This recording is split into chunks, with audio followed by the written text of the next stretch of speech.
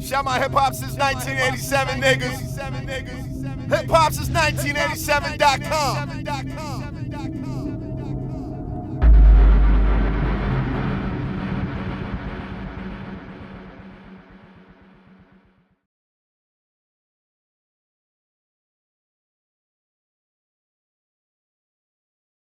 Hi, it's Chris, Hip Hop since 1987. I'm sitting here with the legendary Zaytoven. How are you today? I'm doing good, man. Doing real good. Doing real good. Yes, you got the new single out right now with Belly, The Weeknd, Young Thug, called Better Believe. Can we talk about that? Yeah, man. It's, you know what I mean. I'm definitely excited about it. I feel like it's a big record. I feel like it's definitely a radio song. One of the songs of the summer. I personally never worked with none of these guys. Well, I didn't work with Thug before, but I never worked with The Weeknd before, never worked with Belly before. So for it to come out as a single produced by me, you know what I mean, I'm excited about it. No doubt, no doubt, no doubt. Now we're gonna get back to the single. I just wanted to ask you, I got some questions for you. You was born in Germany, correct? Yes, sir. You came over. What age did you come to America? Man, I don't even remember. I was such a baby. Like, I don't remember nothing about Germany. I was just born over there because my dad was in the military, so okay. I don't even think I was born yet when we left. So when you came to America, you came to the Bay? No, when I came to America, we actually came to North Carolina. A lot of people don't know about that. Okay. Went from North Carolina to Columbus, Georgia. Went from Columbus, Georgia to Mississippi. Went from Mississippi to San Diego, California. From San Diego, California to the Bay Area, San Francisco, California. Now to Atlanta. Okay. Now, when you was in the West Coast, your musical roots come from the church, the organ, the piano. You started. What age was when you started getting into rap? Rap, as far as the production, the music. Now the production, I probably would say right around 98. Okay. You know what I mean? Around 98. I was in high school, my latter years in high school, and I ran into the guy, JT the Bigger Figure, that was a guy in the Bay that was running things. And he took me in the studio, started showing me how to work the equipment. And that's when I started with production. Now I know JT the Bigger Figure, he was like a big independent artist out there.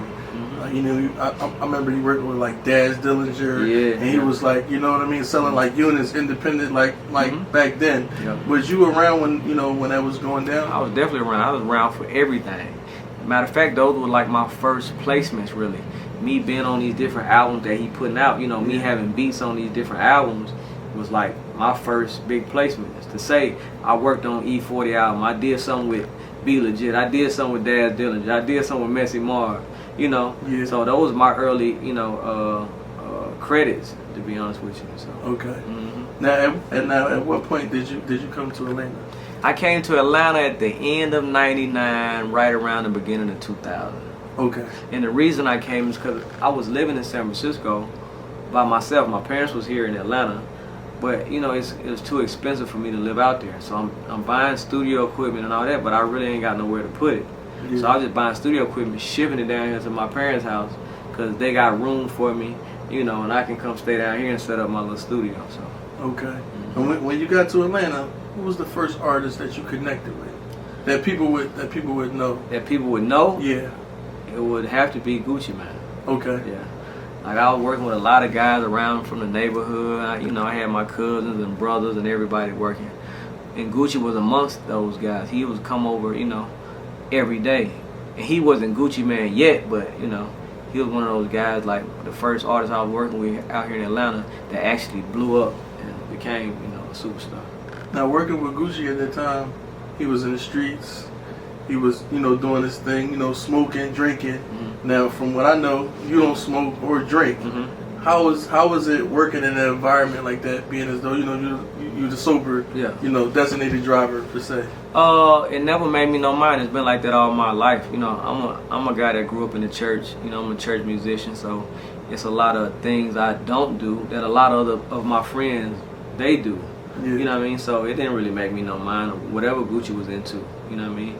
Okay. I always been one of those guys that I can hang around a pastor at a church, or I can hang around a killer that's, from the streets. You know what I mean? It never sway who I was or how I acted. So it was cool. Okay. And coming from the West Coast to Atlanta, the sound, like your sound, did you infuse, you know, everything from what you learned out there and the church, and you know, created a whole new sound in Atlanta? I don't think I had a choice. It's just me being musically inclined, me trying to satisfy, you know, who I'm making beats for. Yeah. I just really had no choice of just putting everything I know into, you know, the music I was making. You know what I mean? I remember I used to want to make dark, horror, theatrical sounding beats, but me being so, you know, used to playing music in the church, it would never come out that way. It always come out still happy, or you know, it still have a certain melody to it that it's like, dang, this ain't how I wanted to sound, but that's what, you know what I mean, created my sound, and that's why I think it's, you know, such a special sound today. Now the trap sound, they'll say, some will say you're the originator, some will say you're one of the forefathers. How do you know, what's your take on that? However people look at it, really, you know, I don't want to come in and say I created this and that, you know. I feel like I was one of the guys that, if you listen to the sound of music today, I think I was one of those guys that helped create that sound. Because I heard my sound mimicked so many times over and over again. So, you know, I definitely would say I was one of those guys that helped create, you know, the sound. How do you feel about, you know, new producers sampling your work and using it for current music? At one time I used to be like, man, they biting, they stealing. Like, man, I can't, you know what I mean? Why they stealing my stuff? But, you know, I understand how the game go, and I'm definitely, you know, proud to be one of those guys that because they'll say it in the interviews, or they'll say, man, Zaytoven was the guy I had listened to. Zaytoven was the guy I looked up to.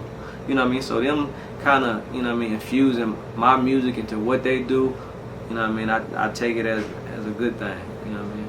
It keeps me around, it keeps me relevant, I feel. Okay. Who was your influences?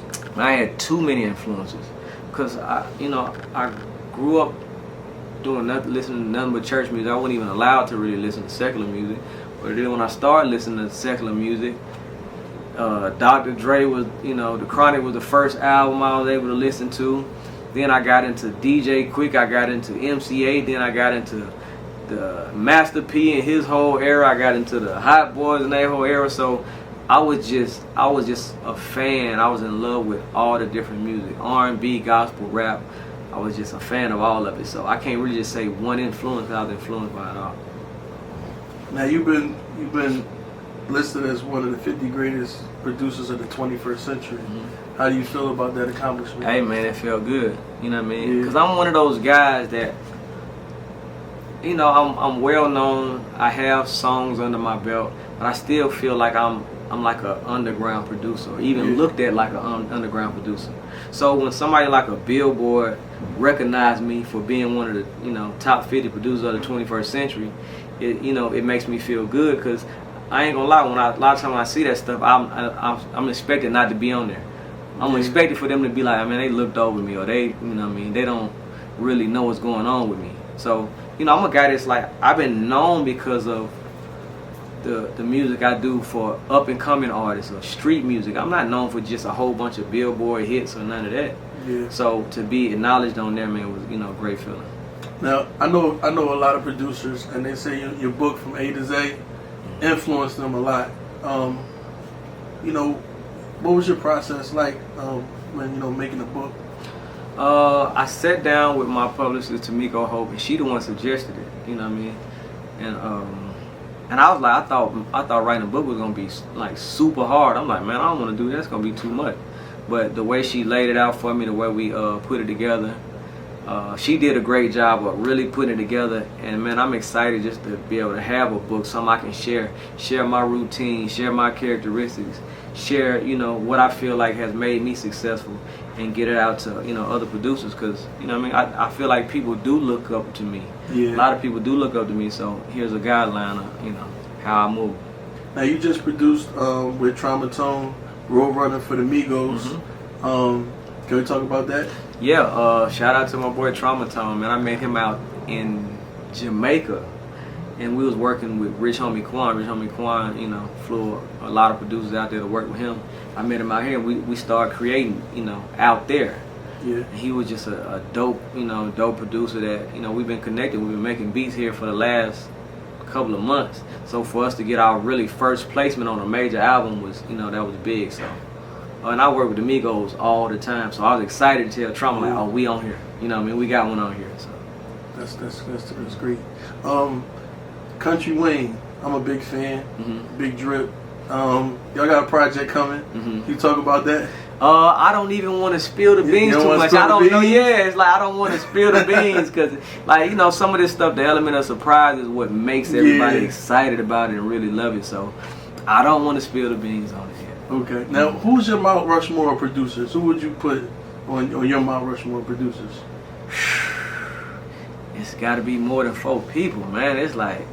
What if we did a Mount Rushmore of hip hop producers, a Mount Rushmore of R&B, and a Mount Rushmore of gospel producers? Hip hop, I have to say, DJ Quick. Dang, man, I'm so much of a fan of Dr. Dre, Timberland. Dang, bro, I don't even know who produced MC8 beats back in the day. I know he used to call out, different people's names, but I don't know who was making the beats. Whoever that was, he was like one of my favorites. You know what I mean? But I'm talking about Made and Fresh. I'm talking about beats. I can't go on and on with that because I don't like one more than I like the other. I like them so much. I like the same. So. And you just did the project with Usher, Peace Sign. That's one of my favorite songs. That's what's up. Right? Doing the whole R&B project with Usher, the way y'all rolled it out and made it like Atlanta, and like going to Cascade, doing everything basically like with the timeline of the album was how was that process? Because I really I like that rollout. It was really man, that was one of the most exciting times I done had just doing music. Cause you got to think, I'm a guy that in high school the girls used to tell me I look like Usher. So, to be working, I did the song with him, Papers, back in 2010, and we got a #1 with that.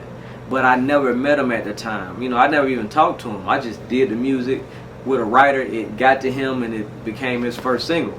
So to come back, some years later, and we do a full project together, hanging out with each other, creating all the songs from scratch right there in the studio. Then, hanging around Atlanta doing, just hanging out with each other. Now I can call them on the phone as a personal friend. I don't think that it get no bigger than that. That's amazing. Yeah. I like the one in the Waffle House when I was in there. Man, we kicking it at the Waffle. I was doing everything. We just, kicking it. So. A lot of producers, this is for the producers that's watching. What equipment do you use to make your beats, like programs? All right, I'm an old school guy, so I can't, I came up, back in, like I say, 1998, 99 when I first started producing. So I'm an MPC guy, MPC drum machine. I like keyboards because I play, keyboards at church. Yeah. So the Chord Kronos is probably one of my favorite keyboards. And the program I use is MPC. They have hardware and they have software. But, I use both of them. I use the hardware MPC and I use the software MPC. I don't even know how to use nothing else. Okay. All this I know is a whole bunch of other programs that a lot of producers use. I don't know how to use them. I don't even know how to start using them. There's a lot of programs. It's a lot of programs, and they sound good and they dope. But I've been so used to using MPC, and when I thought about using something else, I was like, well, dang, maybe I'll lose my sound of who I am, my signature sound. So I stayed with the MPC, man, and I'm still rocking with it. For new producers, you play keys. You think it would help them if they learned how to do music theory and read music? I definitely think it helps out a lot because if you want to make beats every day, if you got to do music all the time, it's easy to create music. It's easier when you know how to create music, by yourself. You know how to play keys. You know what a C sharp is. You know what an A flat is. You know what chords are and things of that nature. If you don't, then you gotta rely on what's in the computer or what samples you can find and this and that. So I just feel like learning music is always, an extra edge, to keep you making music. Yes.